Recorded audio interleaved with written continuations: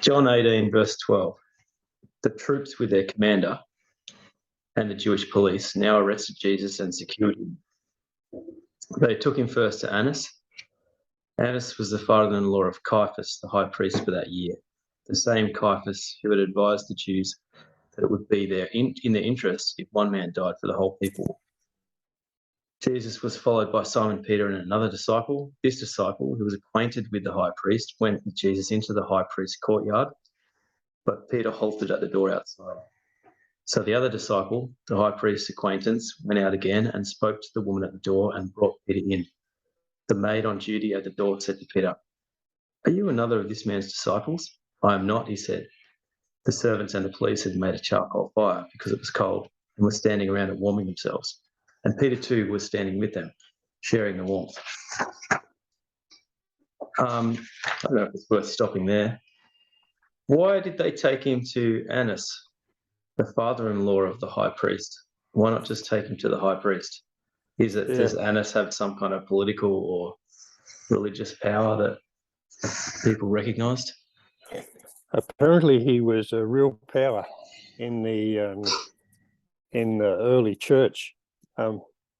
Whereabouts in Luke's gospel, when Luke is trying to very, very precisely date the ministry of John the Baptist, I think it's at the start of chapter 3. Luke writes, no, it must be the start of chapter 2. Oh no, it is chapter 3. Luke is trying to date very precisely in the ancient way exactly when John the Baptist's ministry started. And to do that, they refer to rulers. And so this is how Luke writes. In the 15th year of the Emperor Tiberius, when Pontius Pilate was governor of Judea, when Herod was prince of Galilee, his brother Philip, prince of Iturea and Trachonitis, and Lysanias, prince of Abilene, during the high priesthood of Annas and Caiaphas, the word of God came to John, son of Zechariah, in the wilderness. And it shows Luke's precision, dating out to all these different rulers. But what's really interesting here is that he one of the dates that he uses is the high priesthood of Annas and Caiaphas. So the two are linked together in the priesthood, right, in Luke's mind. And then there's another reference in when Peter and John healed the man that was at the gate called Beautiful, and somewhere, in chapter 4 of Acts, they were still addressing the people when the chief priests came upon them, together with the controller of the temple and the Sadducees. Exasperated at their teaching the people and proclaiming the resurrection from the dead, the resurrection of Jesus, they were arrested and put in prison for the night, as it was already evening. But many of those who had heard the message became believers. The number of men now reached about 5,000. Next day, the Jewish rulers, elders, and doctors of the law met in Jerusalem. There was present Annas, the high priest, Caiaphas, Jonathan, Alexander, and all who were of the high priestly family. And there, Luke again, Acts written by Luke. So Luke again calls Annas the high priest. There were present Annas the high priest, Caiaphas, Jonathan, Alexander, and all who were of the high priestly family. Right. And I really got interested, so I looked up Annas, and he was high priest between AD 17 and AD 7 and 14. And so 7 years while Jesus was basically a teenager. So in the background of my mind, I'm thinking, well, that means every time Jesus went down with his family to Jerusalem for the Passover, Annas would have been the high priest doing all the important stuff. Mm. And so Jesus would have known Annas, but whether Annas would remember Jesus, although as a 12-year-old boy, he was talking with all the scholars, remember, Yeah. in the temple. So something's going on in the background. And apparently the high priesthood was meant to be for life. Once you became high priest, like the Pope. Mm. And but the Romans interfered, and they used to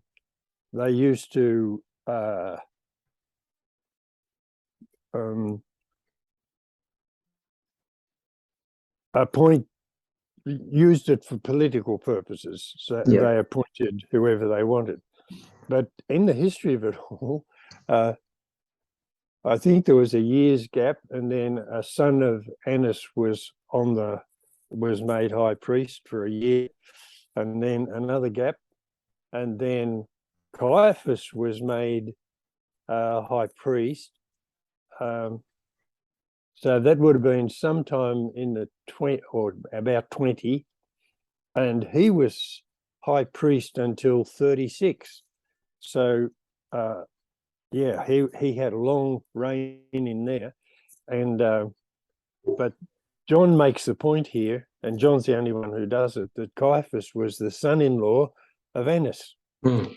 And then after Caiaphas was removed by the Romans, another son of Annas was made high priest, and then another gap, and then the next two high priests were more sons of Annas.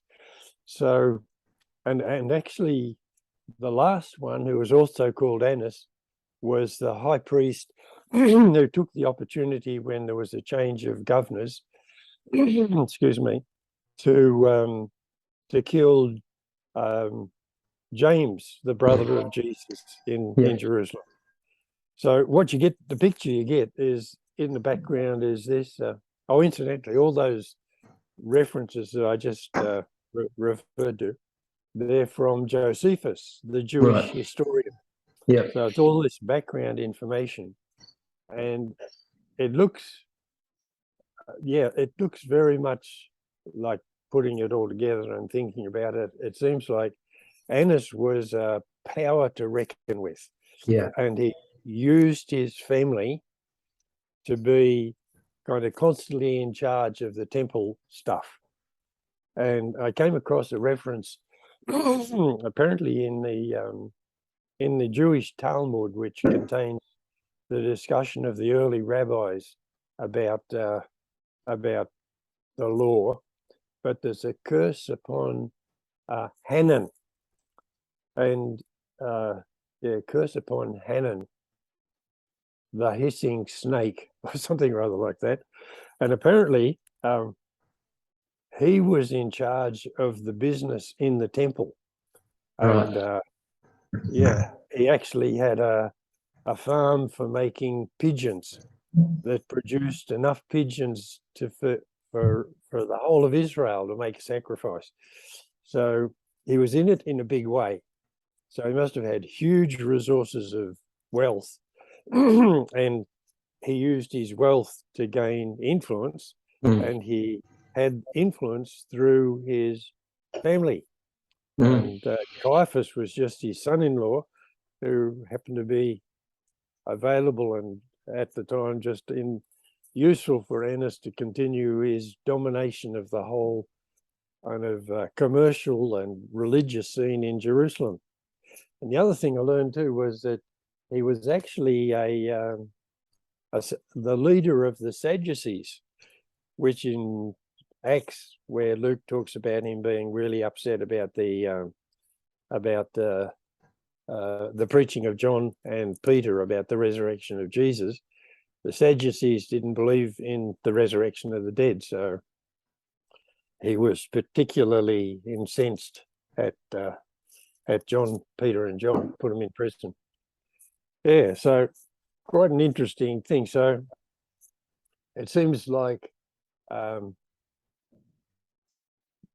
is the only one who mentions this trial before Annas. But just again, for me, makes it seem so clear that John actually was there. This is an eyewitness who was actually there and had a deeper understanding of what was going on in Jerusalem during that first half of the first century than anybody else. Yeah. And that's why he knows that Annas was the first port of call, that wielding his power, wanting to control things, make sure it turned out the way he wanted it, they just automatically took Jesus to Annas's house in the first place as a kind of a preliminary trial before he goes to the Sanhedrin. Mm. And it shows how sort of serious it was to Annas anyway, that this is somewhere like around about 3 o'clock in the morning. And he's so concerned that he's up and out of bed and waiting for Jesus to be brought in so that he can really make sure he's in control of what's going on. So John points out here that little story about Caiaphas, the one who'd advised the Jews it would be better for their interests if one man died for the whole people. I can't remember when was it that John referred to that previously? Back at the end of the resurrection, when there were so many people in chapter 11. Oh, for Lazarus. Yeah, after Lazarus was raised. Yeah, that's right. Yeah.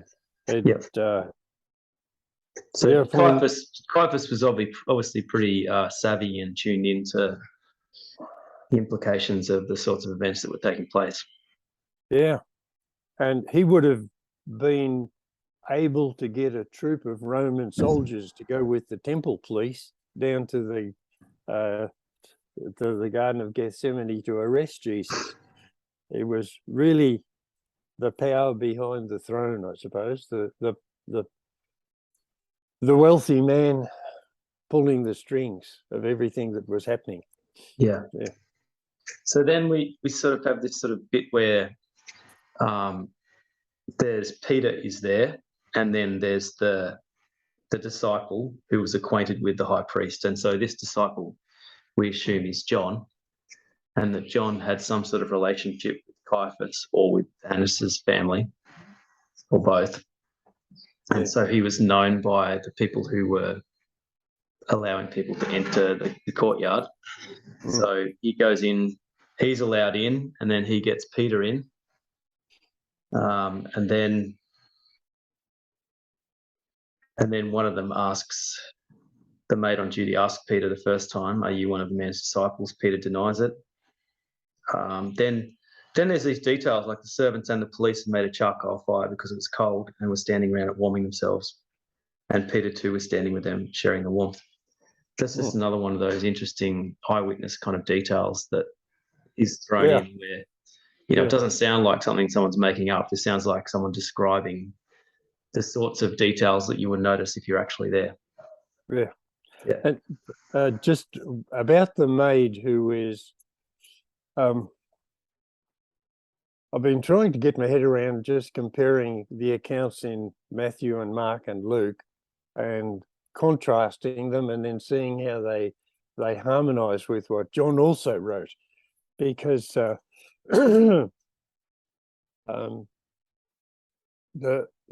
John does not mention the prayers of Jesus in the Garden of Gethsemane, whereas the other ones make this such a main point. And reading it through, it's where what does it say?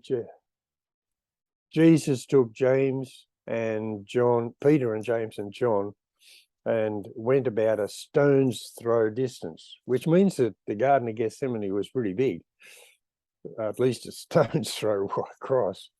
And then Jesus, it's the 3 times, remember, Jesus went a little bit further than the 3 apostles and prayed, and his prayer was, "Father, for this, if it's possible, let this cup."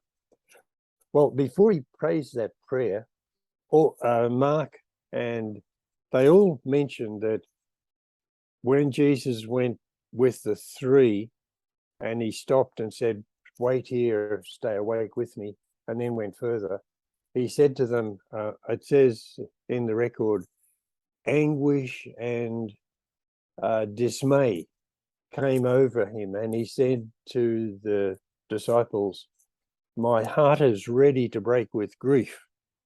And I was thinking, that seems to be so important. You'd think John would mention it somehow or other, but he doesn't. He leaves that out altogether. And but it seems to be, it fits in that last section that we were talking about last week, when Jesus said to Peter, "Sheathe your sword. This is the cup my Father has given me. Shall I not drink it?" That John mentions this kind of struggle that Jesus had in the garden, in the way that Jesus answers to Peter, that he's already gone through the real difficulty of making that submission of himself to the will of God, and he's now firmly aware that he has to drink the cup, and that cup represents, all that it's going to mean for him to become the savior of the world. Yeah. So how do we get onto that?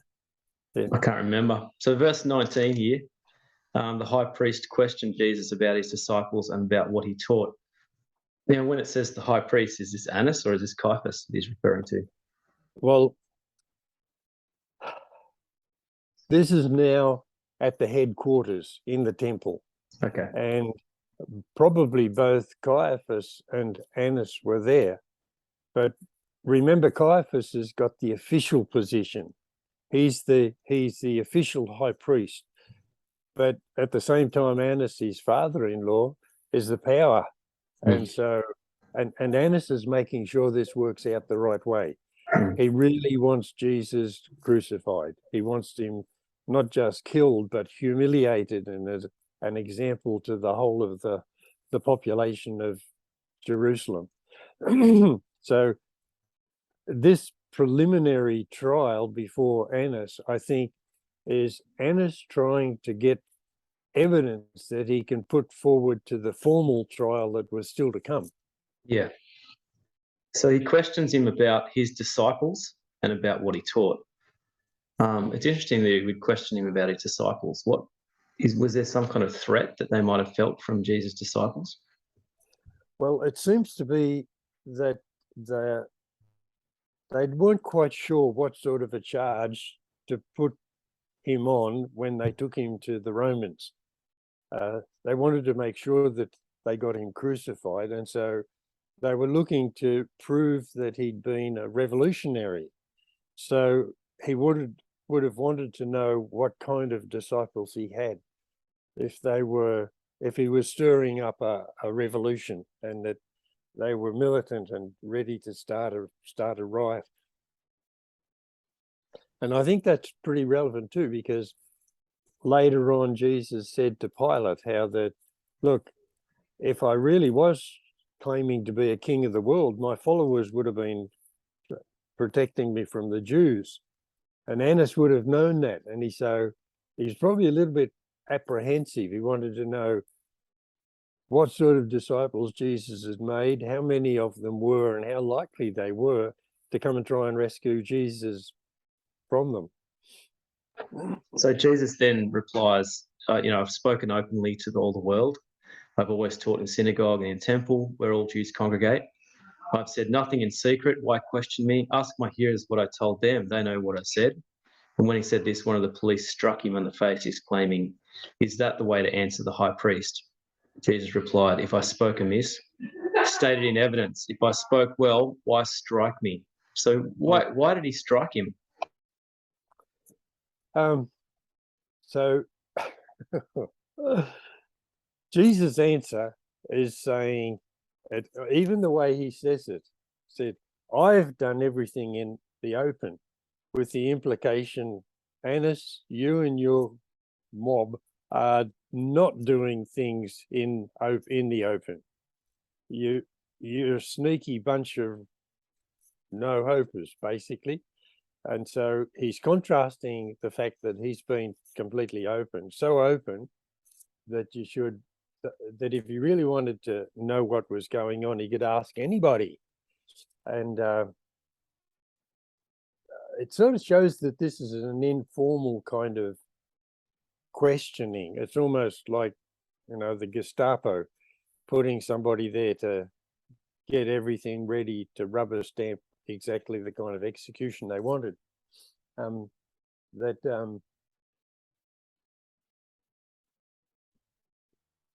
They're supposed to put the charge against Jesus, and then, according to the law that they had at the time, witnesses for the defense of Jesus should have spoken first, but they haven't got a charge. They're fishing around trying to get evidence to put some charge on them that they could just rubber stamp. And Jesus is saying, look, if you really want to know, then you can ask anybody who heard me. And I really got carried away with this, because back in chapter 7, I think it is, where no, it might be chapter 8, but the Pharisees, it says in chapter 7, the Pharisees overheard these mutterings of the people about him, so the chief priests and the Pharisees sent temple police to arrest him. And later on, this is now in chapter 8, and it's the last day of the festival, the tabernacle. It's when Jesus cried aloud, if anyone is thirsty, let him come to me, and whoever believes in me, let him drink. And there was a stir amongst the people, and thus he caused a split among the people in the argument that followed him interrupting the ceremony at the Feast of Tabernacles, the last day. And then in chapter 8, verse 44, some were for seizing him, but no one laid hands on him. The temple police came back to the chief priests and Pharisees, who asked, why have you not brought him? No man, they answered, ever spoke as this man speaks. The Pharisees retorted, have you too been misled? Is there a single one of our rulers who's believed him, of the Pharisees? And as for this rabble, they're damned anyway. So this is my theory. I think that the guy that hit Jesus was actually one of those temple guards that had been sent and who had listened to Jesus, and he knew exactly what Jesus had been preaching. And so there's kind of his feeling he's been rebuked by the chief priests anyway for not bringing Jesus back when they were sent out to arrest him in the temple. And mind you, this is only just it's a couple of months ago from this time, 3 months before. But yeah, I think Jesus recognized the guard who was holding him. The guard who was holding him was one who had heard Jesus speak, and to show that he really is not Jesus' disciple, he hits him. Because why would you? I mean, it's just, there's something deeper going on there. It's extraordinary behavior from a police officer in the presence of the high priest. And and I think that means that Jesus' last words to him, remember, were, if I've done wrong, then testify. But if I haven't, then testify to that. He probably knew that this guard had really been impressed, that there was a struggle going on in him. And it's a little bit like Peter standing there in the crowd, around the fire, being challenged whether he was a disciple or not. I think this guard was maybe not as dramatically and openly, but inside himself, he was being challenged in exactly the same way. How's Yeah, that for a theory? yeah, it's good. I like it. I mean, it seems to make sense of what's going on. Yeah. So So it's then Annas, so that was Annas that he was at, whose place he was at. So Annas sent him bound to Caiaphas, the high priest. yeah. Meanwhile, Peter stood warming himself. The others asked, "Are you another of his disciples?" But he denied it. "I'm not," he said. One of the high priest's servants, a relation of the man whose ear Peter had cut off, insisted, "Did I not see you with him in the garden?" Peter denied again, and just then a cock crew. That So would have been there's the fall of Peter, I guess. just to say something about that. I looked it up again, and our translation here, the New English Bible, says, "The maid on duty at the door said to Peter, 'Are you another of this man's disciples?' And Peter said, 'I'm not.' And then the second time that Peter denied the Lord, it was again. The others asked, 'Are you another of his disciples?' But he denied it. And that first question, the way it's put,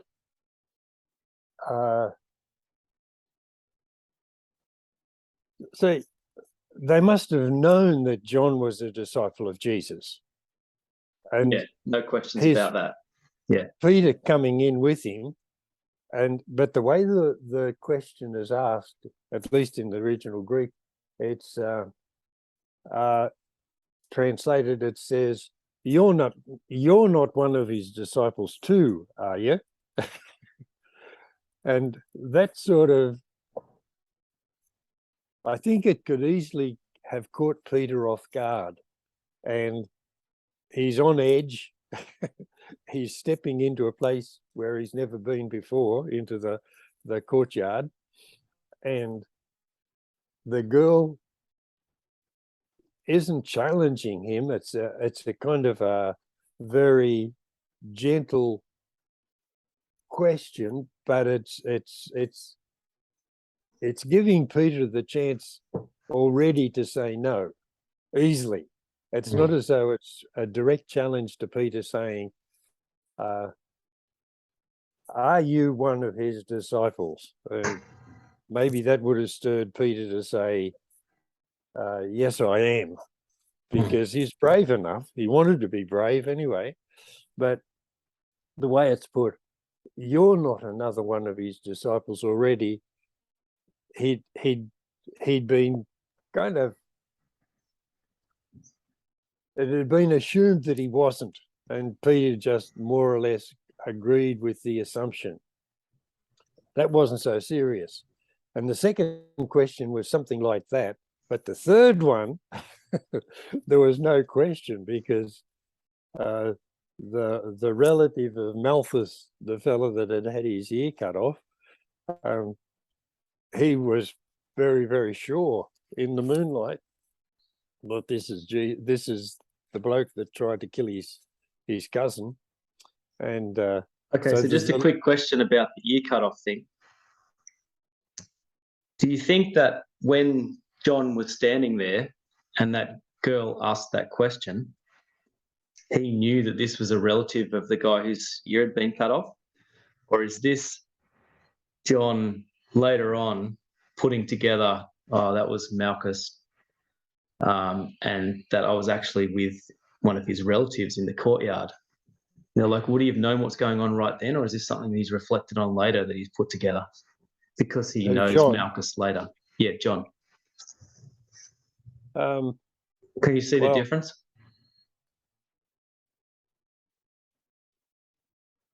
is there a real difference? It might not matter. Probably doesn't matter. No, I'll have to think my way into it.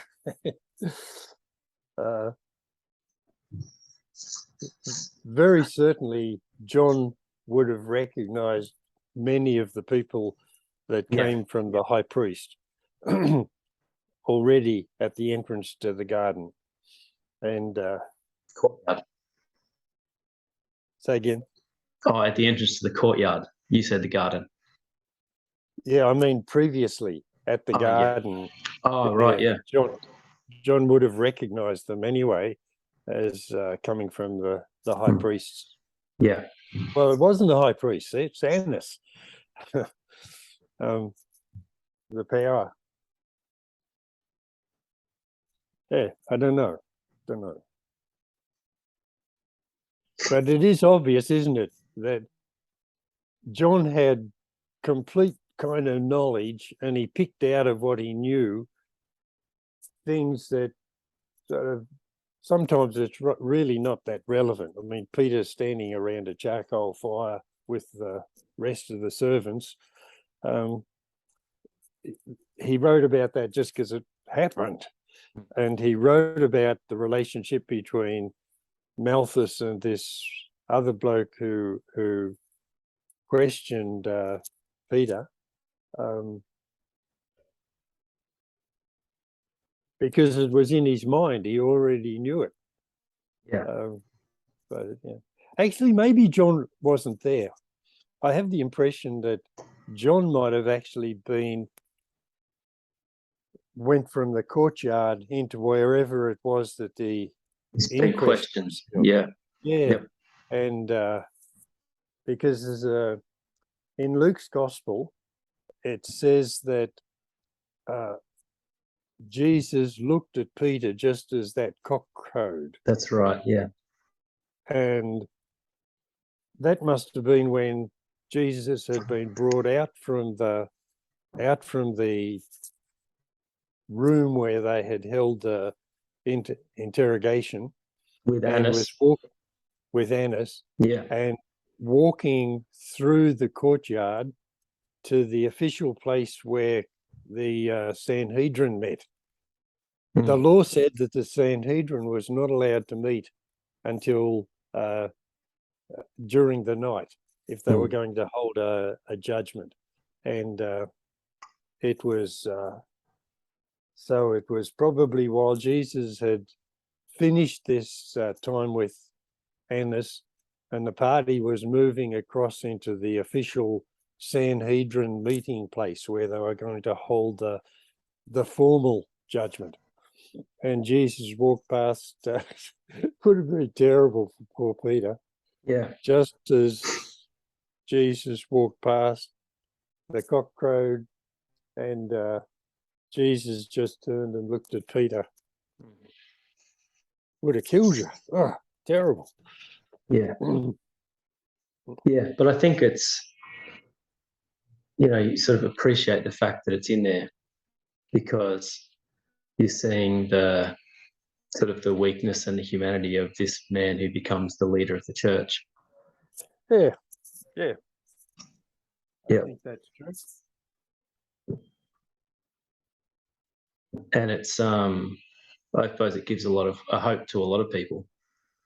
Yeah. To see someone to be restored from a fairly significant failure. Yeah. I think for me, what it shows is that no matter how strong you are and how committed, you can still slip up. Yeah. And there was no great threat there. Maybe the last one, Peter might have felt if he's known as the one who cut Malthus's ear off, that there could have been serious charges coming from that. But would have been hard to prove. Had his ear back on again, didn't he? Yeah.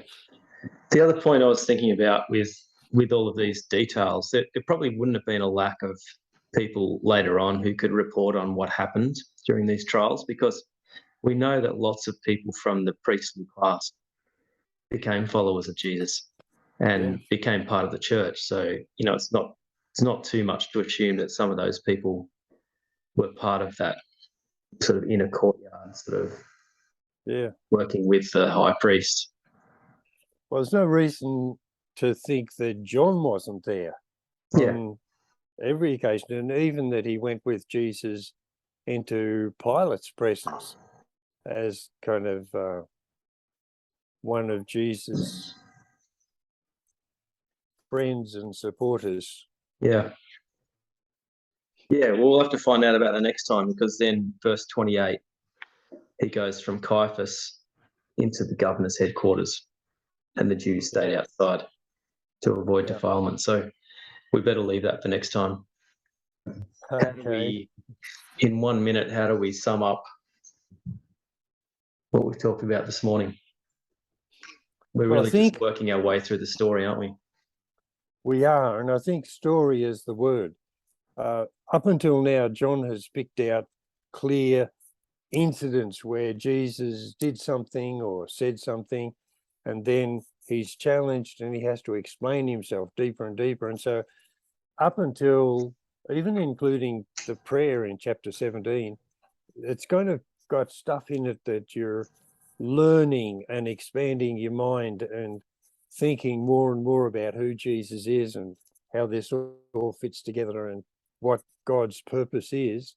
And then in chapter 18, there's no teaching in it. It's just the story of what happened. And so, yeah, I was thinking about that I've loved going through and thinking about the significance of all that Jesus taught and said. But now it's not what he taught and what he said, but it's what he's done. And I don't know what to think of, how to put it, but it's almost as though you have to respond to it emotionally. You have to be involved in it and think of just the suffering, the indignities, the injustice. Yeah.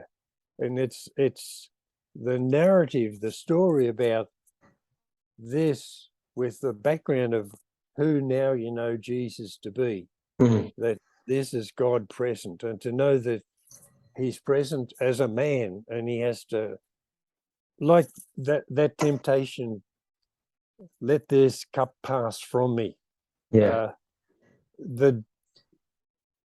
really made me recognize that Jesus going to the cross was not something that was sort of ordained and it just happened and it just happened.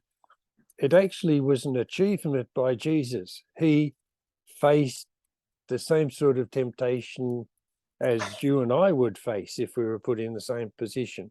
And he just this thought that he achieved that place of submission to the will of God and suffered it for us.